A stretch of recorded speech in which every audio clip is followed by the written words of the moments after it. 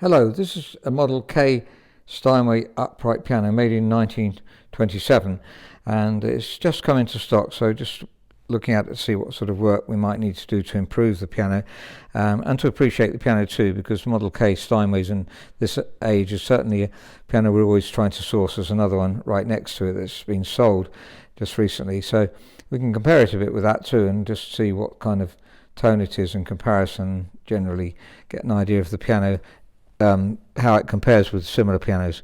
So looking at the ivory keys here, they're absolutely perfect. I can't see any blemishes on them at all. They need buffing. They're just slightly dull, which means they tend to attract the dirt. So that's something we will do. The casework is in extremely good condition. Slightly lighter, I think, on the inside of the fall there, but generally good. There's a toe there that needs improving, I can see. We certainly will do that too, and improve these scratches on the front. So I don't think it needs repolishing, just a little bit of touching up here and there. The colour there is the original colour, and it's not that much different on the casework. Obviously the inside doesn't tend to fade, the outside does. And looking at the fall, that's also darker, so it's been kept up most of the time. So you could, if you bought the piano, you could have it down and then it will fade more evenly. You can see there's a fade mark too. So I think really the case is very acceptable. Now looking at the inside of the piano, it's hardly been used. You can tell by looking at the hammers. It's in perfect condition really. Let's just have a quick look at the indentation on the hammers. So sorry, that's better. You can see there's a slight indentation, but not very significant. I did actually try refacing one of them just to see if it made much difference to the tone. So this one here, as one that's as it was originally, and that one I've refaced. So just slightly brighter, so it's just lost very slightly the brightness. If you wanted it brighter, then it can certainly be done, but it's perfectly acceptable as it is. And it's not hugely different, so just trying to obviously perfect it as much as possible.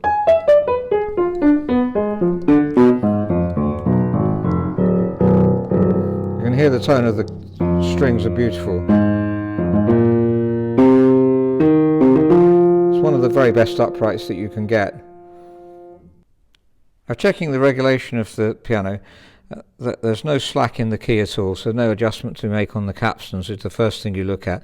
And looking at the set-off, which is the button here, there's the set-off button there. We want to just see if that needs working on, so to just see how close the hammer gets to the string. I don't think we can probably improve on that. Very unusual to find a piano that is so well regulated. The one next to it we did have to work on quite a bit to get it perfected. That may be slightly earlier than the one next to it. Let's have a look. So yes, it is. So we're trying to perfect that as much as we can. But that regulation is good. And the dampers, let's have a look at them coming off. So let's have a look at two that's next to each other. So there's both of those two coming off rather late. Now that makes it lighter feel. It's not too late. The damper's certainly lifting far enough. So if you want a piano to be lighter, you can make the dampers come off later, and then the springs won't. You won't feel the springs so much of the dampers. Certainly if they're too early, and they very often are very early in this area here when we get the piano in, so it feels quite heavy. But these are quite late again, and they're coming off far enough, so you don't need to regulate those. They are later than we would normally regulate. If we'd normally sort of set them so that it's halfway to 2/3, and these are perhaps 3/4 of the way. So no real problem with that, but it can be done. But they're lifting off well, as you can see.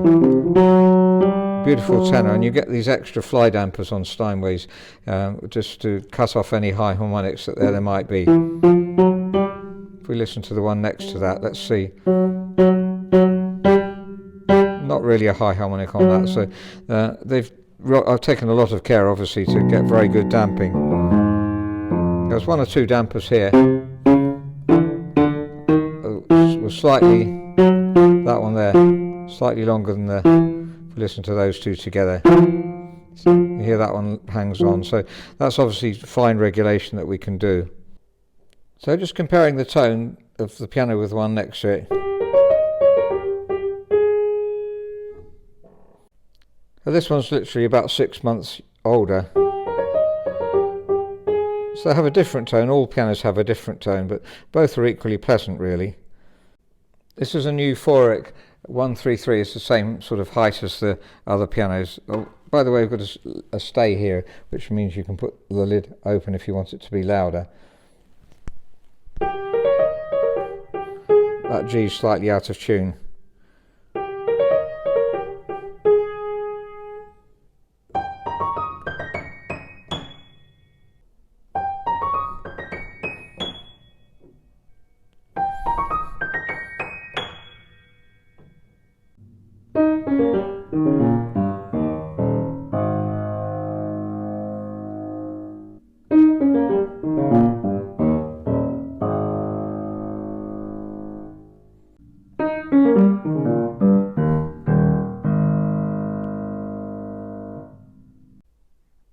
Looking at the assessment sheet, there's remarkably little work for us to do. The piano's not been used very much, I think. So the down weight is almost even. Usually we've got to do a lot of work to even that up. It's almost like a new piano. The forks come in very even touch, which has always impressed us with new forks. Not all new pianos have an even touch. This one then, we don't have to work on hardly at all. So 49 grams there, ranging between, well, there's 44 is a little bit low, so we might do something about that. But ranging plus or minus 2 or 3 grams is fine, and 50 in the middle here, 47. So that's very encouraging. And as you can see from the worksheet, not much to do at all, just buffing the keys, and just a few things where one's slightly bright there, that's slightly slower than we'd like it to be. So just a little bit of refinement, but we're really grateful to get this piano into stock. So that's a Steinway Model K upright piano, made in 1927, and we're really grateful to get this piano into stock. Remarkably, there's very little work to do on it. I did fine tune it just to check the whole piano, but it was at concert pitch, just needed fine tuning, and it sings beautifully.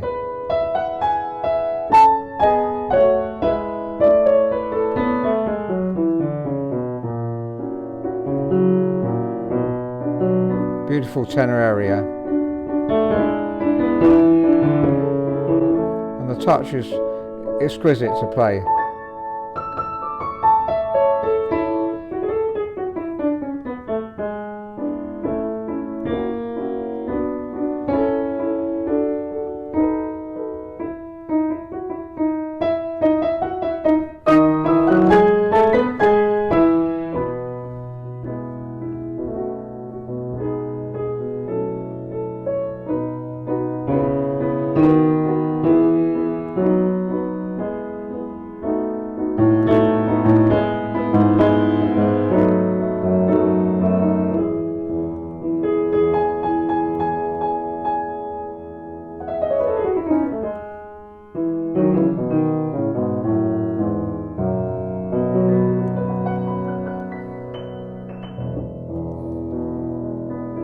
If you're interested in the piano, please do write to us, info@robertspianos.com.